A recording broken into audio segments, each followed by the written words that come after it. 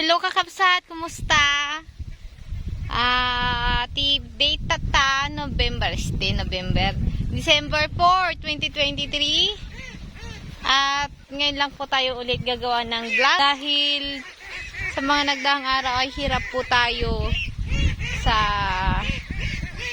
battery charging ng cellphone natin.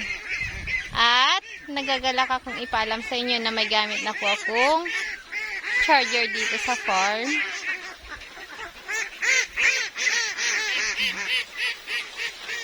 So, ang ginagawa namin ngayon ay ahon babad. Ilalabas natin sila sa morning at ipapastol. Ganon din po sa hapon. Lumalabas po kami ng 4 PM. Yung makulimlim na po ang panahon.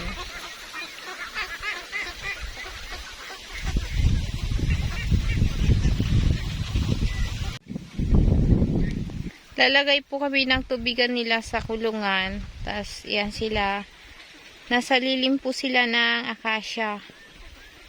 Yan. At, yan yung pinapastulan natin. Malawak na bukirin, pero wala pong tubig. Palay lang po yung kinakain nila. Sa gibuti, awag mi, digjay nagtubo nga pagay. Nagbiag nga pagay ka nagbunga.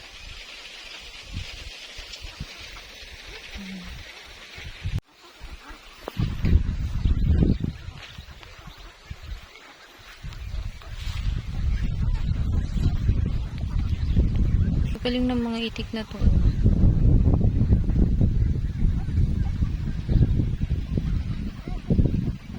Bali ngayong mga buwan, ang karamihan sa paraan ng pag-aalaga ng itik, dahil pahirapan pong humanap ng pastulan, ay nakababad po sa sapa.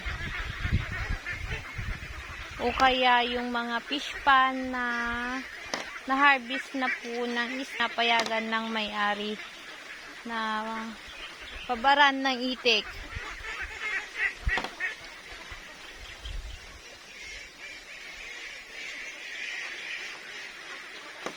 Plus, ang paraan ng pagpapakain sa pamagitan ng pagpapastol ay dry feeding. Dahil yung mga buwan na to ay hindi pa umagos yung tubig galing sa water irrigation. Yan po yung mga inaabangan naman ng mga nagpapastol ng itik, ang pag-agos ng tubig sa mga water irrigation. Kaya ang hinahanap ng mga nag-alaga ng itik ay ang babarang umaagos na tubig, katulad ng nahanap po namin na pwesto na babaran ng itik. Ang benepisyo nito ay para maiwasan ang mga itik na magkaroon ng sipon. Kailangan umaagos po yung tubig na bababaran natin, dahil once na naging berde o maputik yung bababaran natin ng itik, ay magkakahalak at magkakasipon ang mga alaga nating itik.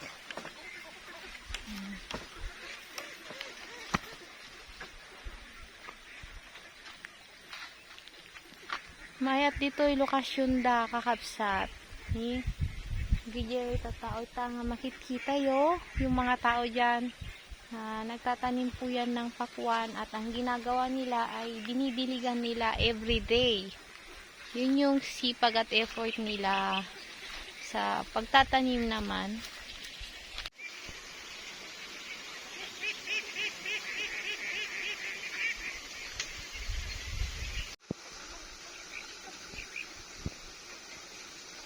Bali, naglagay pala kami dyan ng akyatan nilang net, katulad ng kulungan ng itik natin. Para hindi po sila mahirapang umakyat dahil masyado po yung mataas.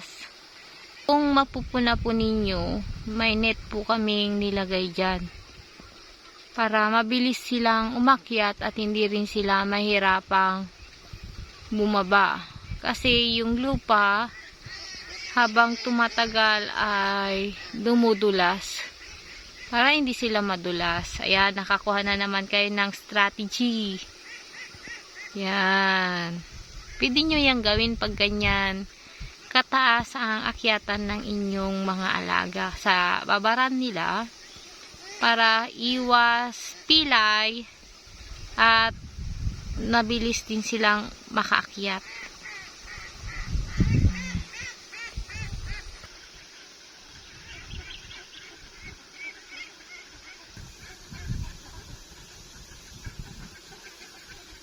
Woo! Woo! Woo! Oh!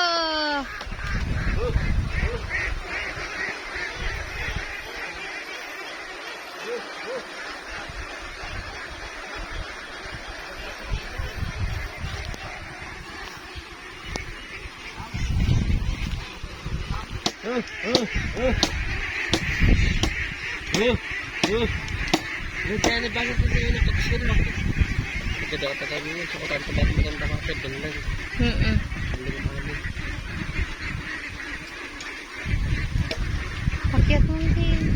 Woo!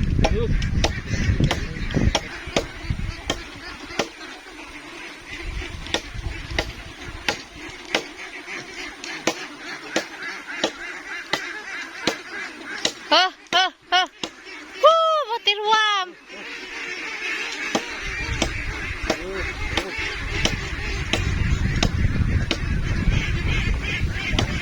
Patadang lang.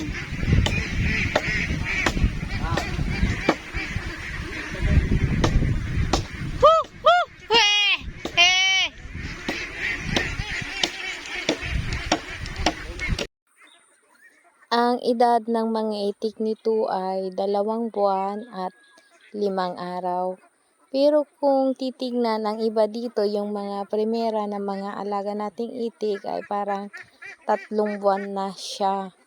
3 buwan na silang tignan. Ito ay dahil sa maganda yung naging pastulan natin doon sa pinuntan nating kabilang pastulan bago tayo nakarating sa pastulan natin ngayon. Doon ay nabubusog sila ng kuhol at palay plus fresh water po yung tubig sa bukid na yon dahil galing po sa water irrigation ng San Roque Dam ang patubig ng mga farmers doon kaya malamig at malinaw ang tubig. Waiting po tayong medyo mas lumamig pa ang panahon para mailabasan natin ang ating mga alagang itik kakabsat. Explain ko po later kung bakit kailangang malamig natin ilabas at kung bakit kailangang hapon na po natin sila ilabas. Ganon din po sa umaga kakabsat, kailangan hindi pa po sumikat ang araw natin sila ilalabas at pag mataas na po yung sikat ng araw ay iuwi na rin po natin sila dito sa babaran po nila.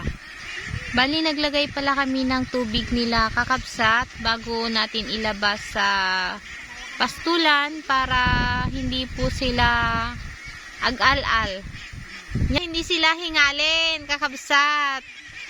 Ayan, makulimlim na po. Lalabas na kami mamaya konti. Kung magpapainom kayo ng tubig, pwede po yung katulad niyan, Luna, lagyan nyo lang siya ng harang sa 4 sides po niya. Hindi na po kami gumamit ng batya kasi para iwas pilay na rin po. Survive naman po siya sa Luna at mas malaki, mas makakainom po silang lahat. Pag sa batya kasi magdadagan-dagan po sila. Kaya ayan po yung mas prepared namin na lagayan ng tubig nila sa loob ng kulungan para pagpasok nila ng gabi or ng pagdating nila ng hapon kasi inabot na po kami ng dilim. Ayan na po sila umiinom. Bali may nilalagay po akong gamot tuwing hapon. Yan. Stress reliever po nila. Kasi malaki po yung kaibahan ng galing po sa tubig sa dry feeding. Kaya maninibago po ang mga alaga nating itik. At gaya nga po ng previous na vlog natin, sila po ay ipinapastol natin sa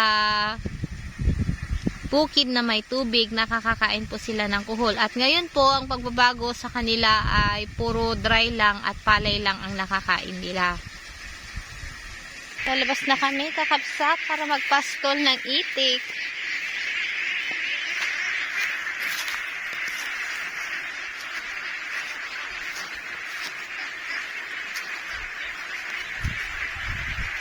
I-observe lang po ninyo yung mga ina-upload ko at ginagawa namin.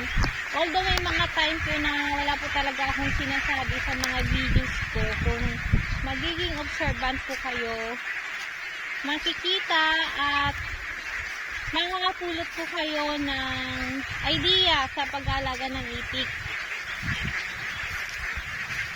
Kasi ito na mismo, yun din yung oras na naggagawa ako ng vlog. Kung anong ginagawa namin, yun din po yung napapanood ninyo.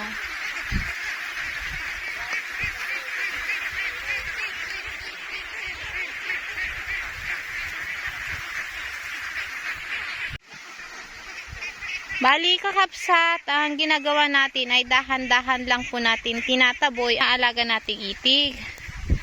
Sa kadahilanan po na hindi po sila mapilay, ganito po kasi yung mga nilalakaran nila. At kapag binilisan po natin yan, papasok po sila sa butas na ganyan. At malaki po yung posibilidad na sila ay mapilay.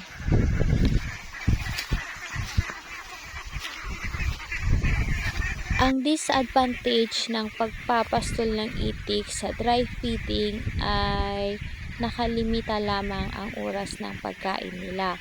Halimbawa sa umaga ay ilalabas natin sila kung maliwanag na ang 5 AM o kaya 5:30 ay kainaman na yun hanggang 7:30 to 8 AM ng umaga. Makikita naman natin kung hinihingal na ang itik. Ibig sabihin nun ay kailangan na nilang ibabad sa tubig para maiwasan natin ang pagtigas ng kanilang paa dahil nasa murang edad pa nga sila. Ngunit kung nasa hustong edad ng itik ay kakayanin na nila ang init ng panahon. Subalit, ang nasa hustong edad ng itik, ang hinahanap na gawing pastulan ay may tubig na para mangitlog na rin ang ating mga alagang itik. Dahil kung pastol ang alaga nating itik at dry feeding, hindi po natin sila mapapaitlog. Maliban na lang kung maganda po talaga yung babaran nila. Dahil ang kailangan ng itik na nangingitlog ay may tubig na pastulan. At sa paglabas naman sa hapon ay kainaman na ang 4 PM ng hapon para hindi rin sila hingalin. Ito ang disadvantage ng dry feeding. Kailangan mo lang silang pakainin umaga at hapon. Hindi na sila kumakain ng tanghali. Kumpara sa may tubig na pastulan ay dire-diretso kumakain ang ating mga alagang itik. At bali, inaabot po kami ng padilim na sa pagpapastol pag ganito ang ahon babad dahil hapon na rin po natin nilalabas 4 PM. At sa mga ganitong oras lang sila, yung palubog na yung araw, yung palubog na po yung araw, tsaka sila kumakain ng as in tutukan para sila ay mabusog. Pero syempre, pag hihintay nating dumilim ng dumilim, may posibilidad na mawalan din tayo. Kaya ang ginagawa namin ay unti-unti na po namin tinataboy pauwi sa kulungan nila kung sa lahat sila ay makabusog. Yan yung isa sa mga sakripisyo ulit.